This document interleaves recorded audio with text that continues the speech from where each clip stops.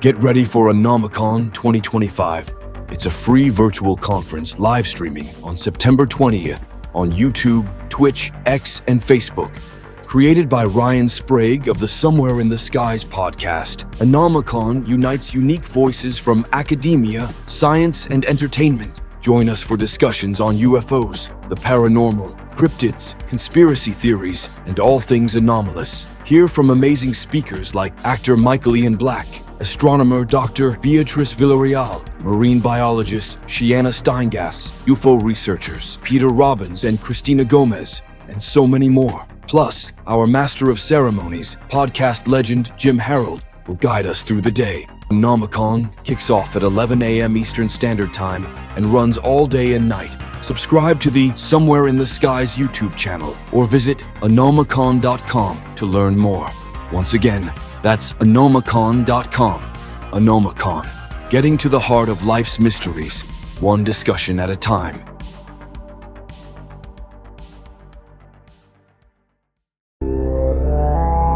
Spectrovision Radio. While our government's official position is not to speculate on this subject, we can choose to let our minds explore other possibilities, to use our imaginations. For if we consider that astroscientists agree on one point, that the possibility of life elsewhere is not only quite probable, some feel it is there without a doubt. Let us suppose then that these objects are real space vehicles, extraterrestrial in origin, and not an illusion of the mind.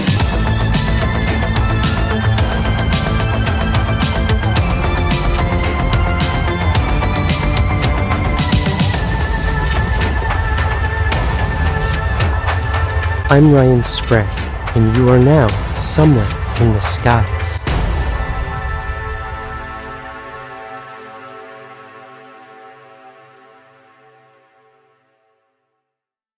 Welcome to Somewhere in the Skies. I am your host, Ryan Sprague, and today we're going to be talking about a brand new movie called Star People, which is set amongst the backdrop of a very famous mass UFO sighting, that of the Phoenix Lights incident. You remember when we were little kids, the night I saw the lights? I heard this whispering voice. Claire. I never heard it again until yesterday. You're gonna get yourself killed with this ridiculous obsession! People saw the lights, and I did too. There's a reason we're here. There has to be.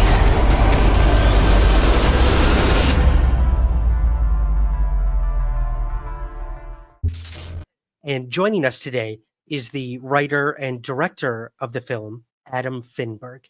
Adam, thank you so much for joining us today on Somewhere in the Skies. Hey, Ryan. Thanks for having me today. Absolutely, man. Now, I had the opportunity to watch an advanced screener of your film, Star People.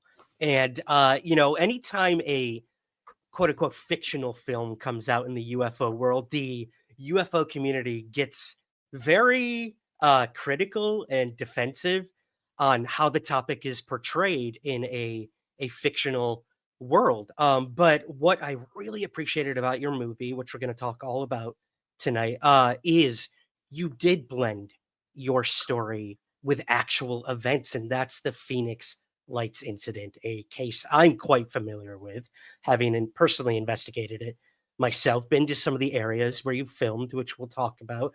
But of course, the first question that I'm sure everyone asks you about this movie is, what was the impetus for it? What inspired you to want to make a film about UFOs, the Phoenix Lights specifically? And what is your connection to the Phoenix Lights, if any? That's a great question, because I grew up in Arizona, and when the Phoenix Lights happened, I was in high school. And I did not see them, but I remember very clearly. I think I was a senior in high school when it happened. And I had a family friend who witnessed them, who would later go on to write books about it. And, Lynn Kitai, who you've spoken to. And I remember I would hear quite a bit about the Phoenix Lights, but also experiences that people had seeing them, because it wasn't always exactly the same experience that people had, because it moved kind of across the state. And it just had always stuck with me through the years. I mean, the incident has been covered by TV on, I know you were involved with an investigation into it. But multiple different shows through the years, documentaries, there's been books written about it. There were several features that sort of featured the Phoenix Lights in a sort of horror element, abduction, sort of space. But I had always felt like the impact that the sighting had on people from a personal perspective had never really been explored, or how it connected to someone's sort of personal experience. Because, like from my familiarity with what you've researched and written about, just that people's experiences with UFOs are very personal, are different, they vary, but people are often very changed by what they experience. And I've always wanted to tell a story that also sort of tapped into this bigger idea of our understanding of the universe and things that are just beyond our grasp. I grew up in the era of Carl Sagan and Cosmos. I mean, that sort of era, it really influenced my sort of want of discovery. And as I became a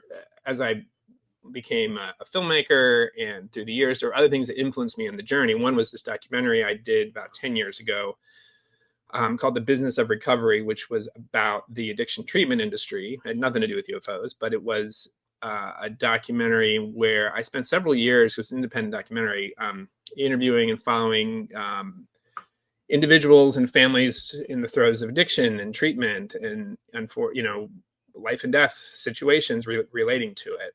And a lot of what I learned during that experience influenced my writing when I was putting the story together as well. So I think all those experiences in my life sort of came together when I was developing the story. And being from Arizona, I really wanted to tell a story set in my home state that also really featured my home state. And for some reason, it just the Phoenix Lights was such an Arizona story, and also such a visual story in the sense that it really gave me an opportunity to, feature the beauty of the state, the expanse of seeing a star full of skies and it just, I guess all those elements kind of came together for me when I was developing this.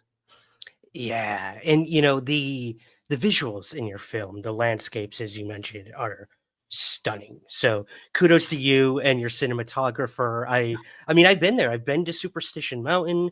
I've been out in that desert. I've looked up, and being from New York City, Right. I didn't even know what stars were, to be honest, until I went to Arizona, and I was just it hit me so hard when I actually saw, and you can even see God, the almost the galaxy out there. It's crazy. Oh, Like you what you totally. can actually Oh, you can see you can see Andromeda with the naked eye Yep. on a clear night. It's crazy to think that, like, even growing up, though you grew up in New York City, it's like if you shut off all the lights and everybody looked up, I mean, that is what you'd see. I mean, it's Mhm. there, it's above everyone, but yet we can't in the modern day. It's almost, it feels exotic because we're so accustomed to these dark skies above us, where the stars are, you don't even notice them. Most nights, if you Yeah. live in any sort of big city, it's very rare. You really have to look. Oh, there's a couple of stars there, but I mean, really, there's just an ocean of stars above you at any given moment. Even during the day, they're there. So I think, I love I love camping in Arizona. I love getting into the mountains and having those moments out under the stars. And those, I wanted to bring that feeling in about that experience of the natural world, of our natural place in the universe. So that was also a part of why I was so just, I guess you could say, driven to have these moments where our main character was alone with the universe, kind of. Mm. Right. And I do want to kind of cover a few of your characters, because each of them sort of play a pivotal role in the different themes of the movie. But before we get there, Adam, your research process. Now, You mentioned the name Lynn Katai. I'm quite familiar with Lynn, interviewed her several times. But what was that research process like? Had you looked at any other UFO cases, talked to any other witnesses of the Phoenix Lights, looked at like the documents on this thing? Like, what was the research process like from a UFO standpoint, if any? Well, it was very Phoenix Lights centric because, Right. I was very familiar. Like there is some archival footage in the film. In the opening of the film, there's a sequence where you see a bunch of real archival shots from 1997 of footage of news and of real witnesses talking about the lights, and Tom Brokaw reporting in 1997 about the Phoenix. I mean, all these things were, I guess you could say, part of the research to kind of gathering people's descriptions of the lights, because the footage didn't. I mean, everyone that knows anything about UFOs has seen the Phoenix Lights footage, and on a screen, it's nothing. It doesn't. Yeah. It's this VHS technology, I mean, but you have to pair that with what people described that they saw. And I'll tell you, Ryan, what's crazy is I had people that worked on my film who had seen the lights, and even after I was finished the film, people who were working in post who had their own experiences. Crazy. Oh yeah, they go right over my yard. It was the craziest thing I ever saw. I mean, that had seen them, and I'm like, I feel bad. I was like, oh, I wish. Where was I? Yeah. Right. But no, I mean, I never saw them. But as far as research goes, I watched as much as all of the accounts that existed. I mean, there's a limited, even though thousands of people saw it. I mean, not people didn't have phones in their pockets back then. But there was a deal of footage, and kind of, because there wasn't a universal description of people's experiences. I mean, it was very, like, how many lights, the formation varied depending on where it was seen, because it apparently had moved across the state to some degree. I mean, it sort of, then the footage most people have seen was like right over, kind of just south of Phoenix, actually in an area where we were shooting part of the film. But just being familiar with those accounts was a really big part for me, and just reading about how it had impacted people who had seen it was a big part. And also just trying to craft what they actually looked like. I mean, I just had to understand how people described them. And it's crazy because people that came when we were in the theaters, in Phoenix here for 2 weeks, and I did some Q&As, and and both of them, there were witnesses that showed up for the screening, and like we had like one woman described her experience saying that they didn't look like lights. I mean, yes, you could see them, but she did not equate them with what you would say that, oh, that's a light source. I mean, she saw something in the night sky, but she said it didn't look like a light. So there were a lot of accounts to kind of take into consideration when we were sort of crafting the visual, and then we had to make a decision about, all right, how are we portraying it? Because it's like, clearly we can't portray it in a way that's gonna satisfy all accounts of witnesses, but this is what Claire, our main character, saw. So that was just what I decided to go with. Yeah. Yeah. So Claire, the main character, is sort of this amalgamation of all these people. I love that. And let's talk a little about that character, if you don't mind, Adam. Claire was played by Kat Cunnings. Yeah, And Kat Cunning, yeah. Okay. Now, what was that like working with Kat in being a UFO experiencer? So Kat was an incredibly talented actor on the film, and part of Kat's work on preparing was to connect with the obsession, like finding that common. As an actor, you're trying to create a real experience, and I know that Kat tapped into their own sort of experiences, with obsessing about things. I mean, my role in it wasn't so much to tell Kat like how to be obsessed with it, as much as it was to facilitate these sort of real emotional experiences, creating a space where we could get real performances. A lot of I remember our discussions. I think I sent Kat like yeah, I think I sent Kat like witness videos and just things just to see what had been filmed back from the 90s and just to be familiar with the event.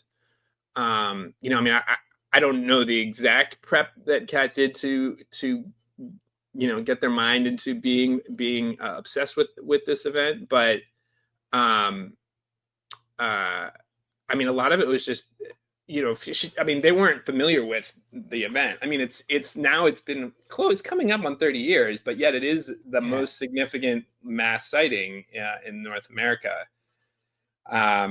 So I just sort of had to get Kat very familiar with what happened, and to tap into what some of the viewers, that had seen it had to say, like interviews with people back from 1997. I mean, it gave you a real experience. I think, I mean, it's like, as much as I think my role as a director on this, for all of it, we had an incredible cast in it, but it was really just to, it's kind of almost a trust building exercise, I think, when you're trying to get real moments to happen in front of the camera, Right. as opposed to sort of prescribing to your actors, like, this is how you need to be. Like, they're all professionals. Everyone's bringing their talent and their angle to it, when we start rolling. Right. And, that obsession really stuck out to me because, at this point, I've interviewed hundreds and hundreds of Claires at this point. And in real life, these people's lives are dramatically affected by these events. And they all have baggage going into it too. You play a lot with trauma in the film. And I definitely want to Yeah. dive into that a little bit. But the actor Kat did such a good job of how these people become obsessed. They're going out there every night and looking for it again, looking for that what they felt that night. And most UFO witnesses tell me I felt more human in those brief moments of seeing those things than I ever felt before, like more back in my shoes than I've ever felt. And I often wonder if whatever these UFOs are, that's the point. Like they want to make you remember and feel human and feel scared, feel inspired. I don't know. It's just a theory, but I like that one. So yeah, I thought Claire was such a well crafted character. Trauma, that is a big part of the movie, whether it's Claire, whether it is her brother as well, Taylor. He's dealing with his own stuff, which has a lot to do with your documentary that you made. Talk a little about him, if you don't mind, his kind of role in all this. Yeah, so Taylor's character was the other side of the coin, I guess you could say, of Claire's character, because they both experienced an event as children and went about how to process it in different ways. And his experience of dealing with abandonment and this sort of event that blew up their family life, was sort of self-medicate and become isolated, from his only remaining family member, from his sister.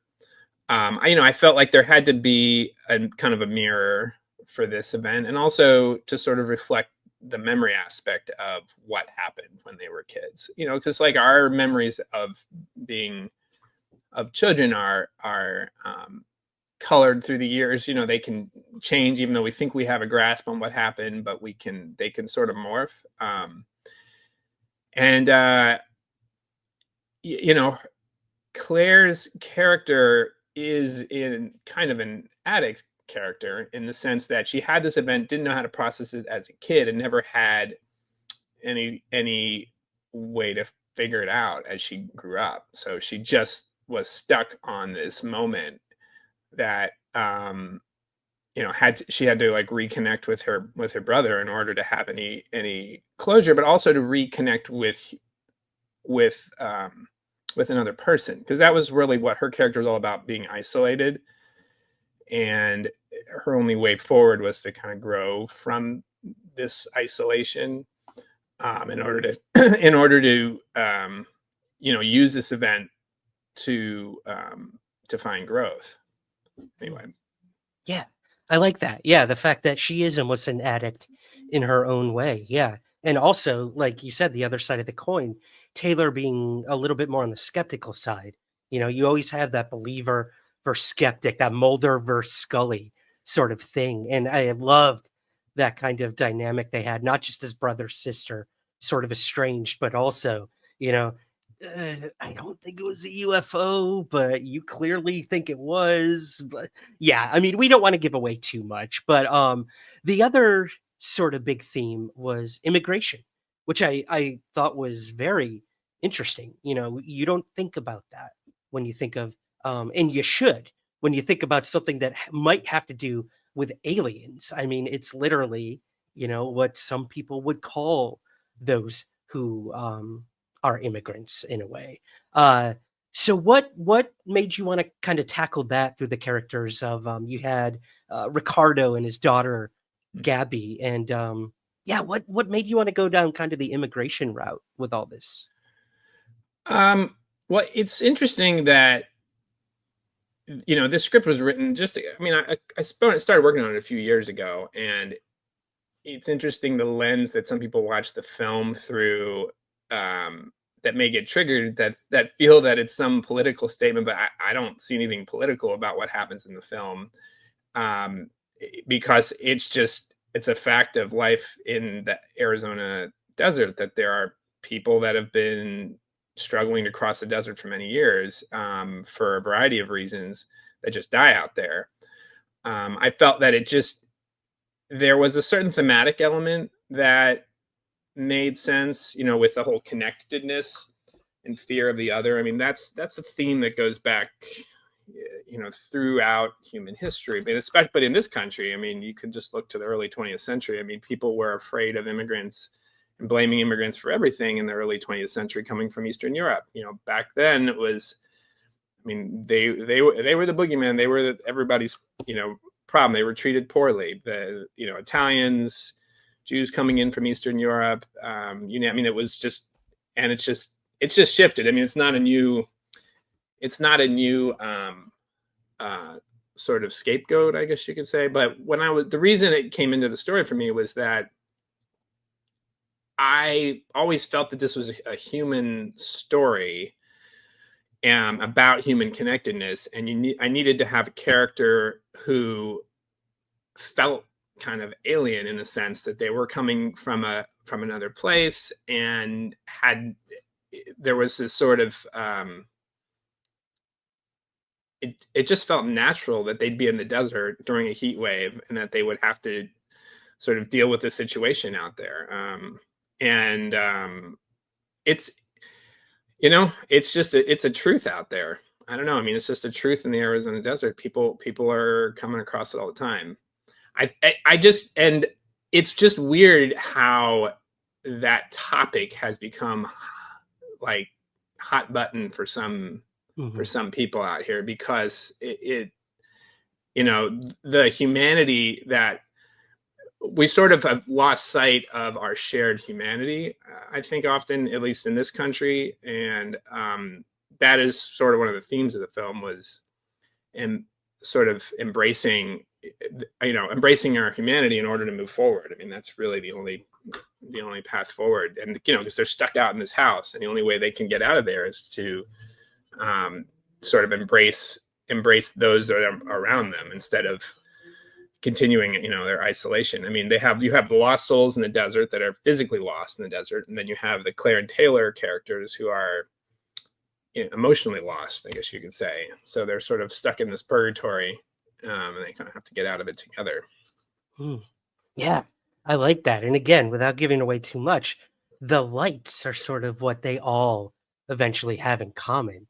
That even goes for, you mentioned humanity, and out in the desert, you have a character who doesn't really see the humanity in these quote unquote aliens, these immigrants, and that's your character Felix, kind of the last character we'll touch on here, Adam.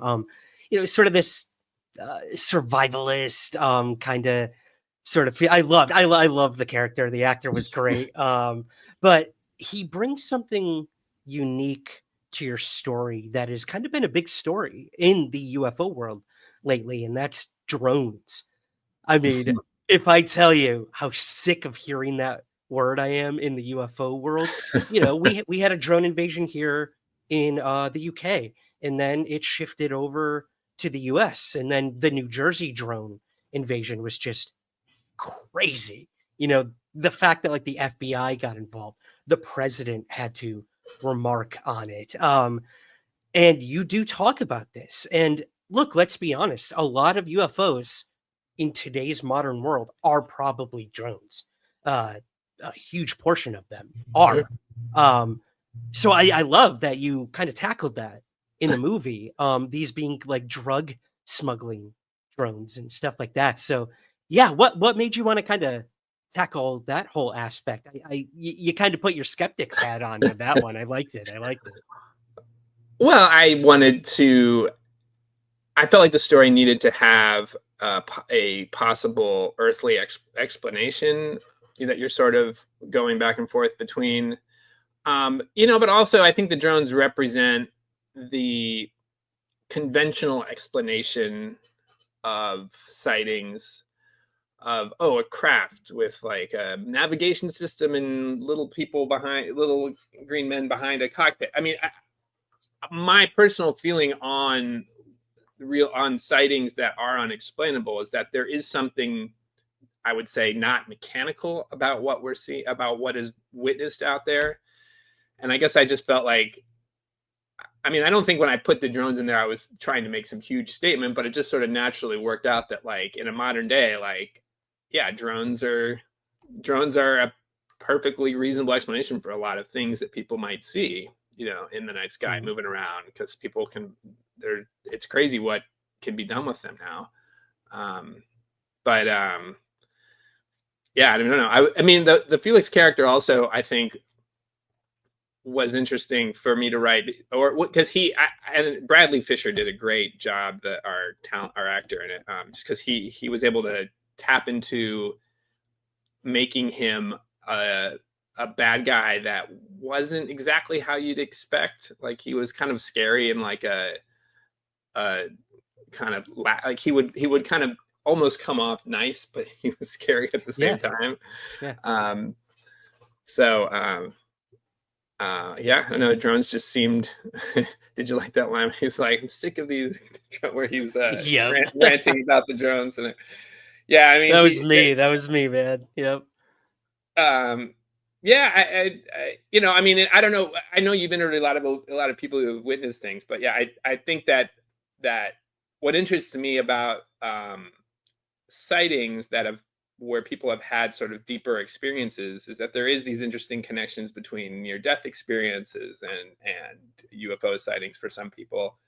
And we do have to today. I mean, it's like we have to separate these physical flying toys that are out there from sightings that are truly, unexplainable. And it's hard to do because at night, it's very hard to determine what you're seeing, how far away something is, how big it is. But yeah, and we did use drones in the shoot for filming some of the aerial stuff out in the desert. Oh. That was, so we had a few different drones that we were using to fly out in them, which we almost lost one out in the desert. Oh God. Well, because we were out in the superstitions and we were trying, I mean, all those shots of them out there are footage that we got. I mean, they weren't like stock footage shots. We went out in the desert and filmed it, but you kind of lose them through the valleys of the Superstition Mountains. Luckily, they found their way back to us. So. Yeah, it's a dicey area. I'll tell you that. I hiked up it with a 70-plus-year-old Zuni tribe elder who went to show me like petroglyphs that are actually up there in the mountains. And and the Zuni tribe actually believe these are the star people, which, when I saw the title, I'm like, I like this. I like where this is going. Clifford Mahooty was the name of the tribe elder. And the dude had just had like an organ transplant 6 months before he hiked this mountain with me. And I'm not kidding you. He made it up there before me. I was so like huffing and puffing to get up this thing. And here's the 70-plus-year-old organ recipient, recovered organ recipient who made it up there before me. It was just hilarious. But I do want to touch on that, if that's okay, Adam. The star people. Why did you decide to call the movie that? And yeah, what kind of role or did that play in the overall themes of the film? Um, well, that name, I mean, I had read about Native American interpretations of UFOs, and they had called them star. I mean, the term star people had kind of come through through that, because there are petroglyphs and there are sketches about lights in the sky through the years, and people have called them star people. And it's something, for me, the name is kind of referring to the humanistic connection that UFOs might have to us, and how we kind of are the star people in a sense. I mean, it's like you can interpret it to mean the lights in the sky, or the beings that might be associated with them, or the people that are on the ground, doing, sort of being the star people, I guess you could say, like connecting to those, helping others. I mean, just these sort of, I guess you could say, moral, people that are sort of advancing humanity. I mean, in a sense, because humanity's always sort of on this march forward, but it's like 2 steps forward, 1 step back. So it's like there was, for me, I guess, a connection both to the sky and us here on Earth. Because it's like people is obviously referring to humans. I mean, really, that's what that word is. So they call them the star people, but like, I guess that just is supposed to raise a little bit of like, what is our connection to what's in the sky? Whether it's something spiritual, perhaps, we don't know. Yeah, good point. I mean, David Bowie put it best: "We're all made of stars, stardust at the end of the day." Yeah. So, Right. yeah, No, I like that, man. I like that. Interpretation. I found this really interesting in the film, where Claire sort of saw the lights as one thing, where Ricardo saw it as something differently. And without sort of giving that away, uh, what do you think about that? What role does interpretation play in a UFO sighting? Like, I've had I had a mother and a daughter that I interviewed who saw the same black triangle UFO in Michigan, and they were looking at the same object, presumably. And the mother said it was completely silent, and her daughter told me that it was unbearably loud. The mother said it was burning white hot. The daughter said it was pitch black. And the mother felt euphoric when she was looking at it, and the daughter felt intense fear. And I was just like trying to make sense of this. I'm like, are you guys sure you were looking at the same thing? And they're like, absolutely. And it was because the mother was very spiritual and saw this as like a kind of a miracle, to use that term. And the daughter saw it as like something threatening, something evil almost. So I found that really fascinating, the different perception and interpretations of a UFO sighting. So yeah, what made you want to tackle that? Well, that is exactly, I think that highlights the subjectivity of reality that is easy to lose track of. That the idea that we all experience the world the same is just not true. And it would make sense that two people could see the same event and have very different interpretations of it, experience of it, feelings from it. Our emotions color our experience of reality. And, reality is something that everyone sort of creates for them in their own mind, in a sense. I mean, there are events can have positive feelings for one person and negative for another. I mean, that was partially in this story that why, we had characters that were experiencing something that was coming from some similar source, but having slightly different experiences with what happened. I mean, also with the climax of the film, without giving anything away, but like Claire's experience of it was very personal to her. In what is sort of revealed, at the end of the film. And I mean, that's what's so fascinating about I think UFO, I mean, I know you document a lot of UFO experiences, but it is just like you're calling it, it's an experience. Like there really isn't an objective version of a sighting, because there is no camera that will capture how we experience what we're seeing with our eyes. It just doesn't look the same. It never does. I mean, even when we film with our cameras in the desert, we have to colorize it, and we have to do things, well, to create the look, because a camera does not. But even there, it's an interpretation of what that moment was when we were filming. So, the more that I think people can accept that our fellow humans have different experiences of life, of reality, of the human experience, I think the more we're able to accept that there just isn't one way to live and to be human, to live our lives. Absolutely. Yeah, I love that. And that's kind of the UFO. Every UFO is different. It's probably a different source or controller behind it. Yeah, I love that. I love that. Subjectivity. That is the buzzword in ufology for sure.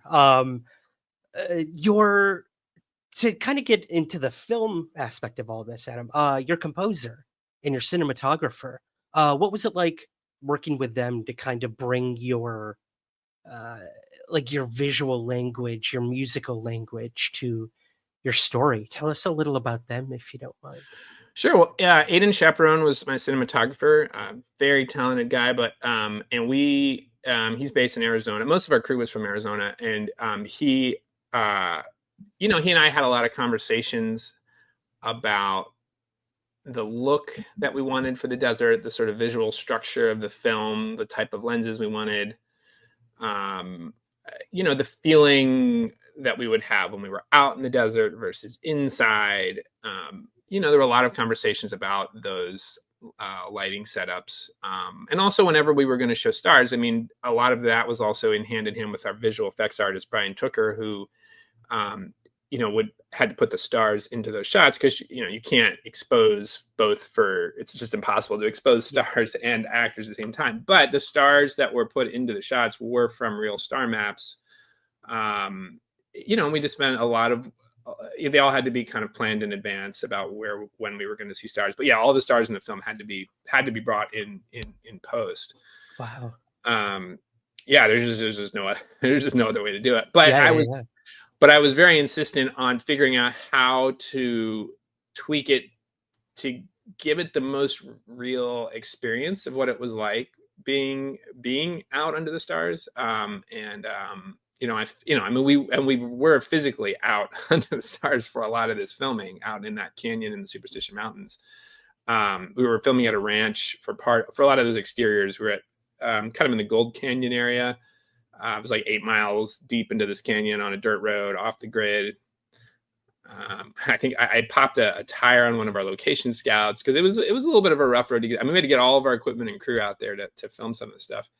But yeah, Aiden was just a joy to work with. And on the music side, so I'm an amateur musician, and music for me has always been, I feel the music when I'm writing. I love music to kind of inspire me as I'm creating something, but also I knew that the music would be a really big part of the experience of the film. And Reza Safinia, our composer, he just had a very spiritual take on how to create music. I don't know all the details and ins and outs of how he created some of the sounds, but I know that there was some analog mixing that he did to create the score. I mean, it's an incredible score. Actually, it's on Spotify now. We've released the entire score. Oh, wow. On Spotify, if you look up Star People. And Reza created motifs that would kind of come back in different moments of the film and also grow, like where you would hear, like the opening music track would kind of come back in whenever she was searching for the stars, but it would layer and get more complex. And then even the final track had some of those same themes at the end of the film. And Kat, so the final track in the film is actually Constellation. I don't know if you noticed. So Kat did the vocals and co-wrote it with Reza. I wanted, because Kat's Kat's a very talented musician in their own right. Has when I met Kat and I heard all of Kat's music and singing, I was like, I needed their voice to be a part of this story. Like I knew that it had to come in. So if you listen, the music track that comes in at the very end, the credits, that is our lead, Kat Cunning's voice on that track, singing Constellation. Yeah, Kat collaborated with Reza on that. Wow. And that was a fun experience because that was probably the last element of the film we did was that music track. Once it was scored, because we kind of didn't know tonally what it was going to be until we kind of had most of the score figured out for the film. And so the very last thing was their collaboration to to write and produce that track. So that was a fun experience. That was just fun to be involved with that and have my lead's voice be part of the music track. Right. Well, they did a fantastic job, multi-talented for sure. So I guess to kind of wrap things up, Adam, any fun stories? You mentioned you lost a tire at one point, but I always love to hear if there's any like fun behind the scenes stories that happened. Anyone out there, threatening to kick you guys off the land, or did you actually see any UFOs while you were out there? Anything like that? I mean, well, I didn't see any UFOs. I mean, we certainly had it was the filming of it because we were in this deep canyon was in and of itself a very mystical kind of experience. I remember every time we drive out the set, I'd be playing music in my car in this dark landscape with just my headlights leading the way through this dirt road to get to set. Nice. It was really something. But we definitely had to deal with rattlesnakes. That was an interesting element, because we were shooting out in the Arizona desert. The day before we started shooting, our art department was prepping the house location, which is way out in the desert. And there was this rattlesnake just hanging out on the deck there, and which is what they do. They live there. So we had to, for everyone's safety, we had to bring in someone whose job was to just manage any rattlesnakes that showed up, just move, because you can't hurt them. You have to move them, and just to check for rattlesnakes, because we had a bunch of shots where actors are running in the desert, and we had a lot of times where we needed our crew to be like setting up lights out in the desert. We're like way out in the desert, and it was kind of rattlesnake season. So we had this gentleman whose job, he had this grabber thing, and he was very experienced in this, but he would go and like poke around and just like, before we would have actors, he would just like clear an area, to make sure we were going to be safe. Luckily that was the only incident where I think once they knew he was there, they decided to just sort of back off, I think. But okay. We didn't have any more rattlesnake incidents after that. But we did have, it was a very tight shoot because we had it was being a low budget film. We had to film this in I had 14 days to film this, which is a very, very, very, very tight schedule. Every minute of the day was important. And there were definitely some days when we were filming up to the minute where we had to wrap, like getting stuff in the can, like getting everything filmed. It was just like it was a hustle all the way through. I will say, one other little story that's interesting is the location where Felix's house is on this ranch out in Gold. It's called Quarter Circle U Ranch, and we were out in this desert, but you can't see. But it's a cattle ranch, so they have like all these cattle that they keep there, and cattle have a certain smell to them, and we had to deal with. There definitely were areas we were filming where we were very close to like these areas where the cattle would graze or they would go through, and it was just like you just kind of had to like, all right, we're on a ranch here. But it was just out of frame. You never see it in the film, but it's like, even that shed, the like brick house that they find out in the desert, just out of frame is where like all these cows were held. I think they moved them out when we were filming, but they leave behind quite a lot of stuff. Yep. And so so we had some smelly moments to deal with in some of that. But it's just part of filmmaking. You got to deal with location and get the shots, get it all in the can, so you have a story. Get the shot, baby. I love that. Yeah, that's indie filmmaking. Well, I will say this, and I'm not just tooting your horn. I mean, this does not feel like an indie film. I mean, if this is an indie film, it is top tier from Well, special thank you. effects to the acting to the writing. I mean, it's a beautiful story. I cannot recommend it enough to people. Again, we're very territorial in the UFO world when these fictional movies of actual events come out, but you took such a unique angle and told such a humanistic story, which is what I'm all about, man, when it comes to UFOs. So it did really resonate with me. I think it'll resonate a lot with our viewers and listeners as well. So, of course, my big last question, what do you hope people will take away from the movie, and where can we find it? I hope that people will take away the connectedness that we all have together, and that the UFO phenomenon, I think, in some ways can remind us that there is something greater out there that we don't understand. And that, in this increasingly kind of isolating world, as much as, even though we do look into the skies and we see things we don't understand, it's the people around us that enrich our lives and sort of will give us meaning ultimately. None of us, it takes a village thing, but even just like living a life in isolation is not is not some, I mean, people are fighting this problem in our digital society, and I guess I hope people take away this reminder that, like, those around us will help us heal and help us grow, and no one can kind of do it alone. Hope everyone takes that, can take that message away. And the film is it's we had a limited theatrical run in New York, LA, and Phoenix, but now it is available on Amazon, Apple, Google Play, Fandango. There might be some other VOD service sources, but yeah, it's available for rent or purchase on VOD. And I hope your audiences enjoy it. Perfect, man. We'll link everything in the show notes as well.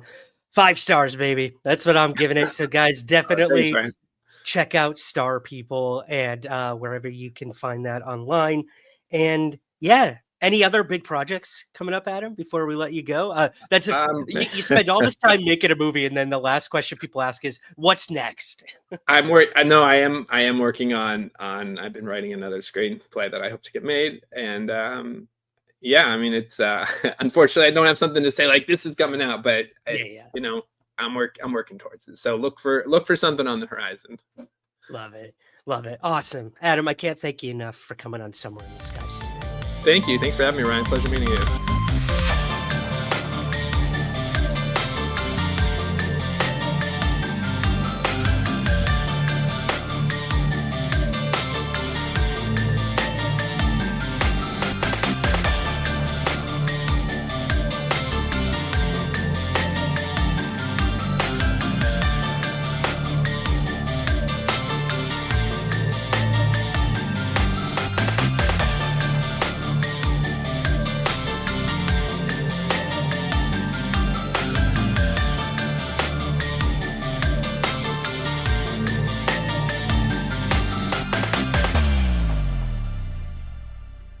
Somewhere in the Skies is part of the Somewhere podcast universe. Please take a moment to rate, review, and subscribe on Apple Podcasts and Spotify.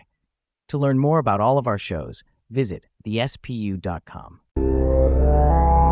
Spectre Vision Radio.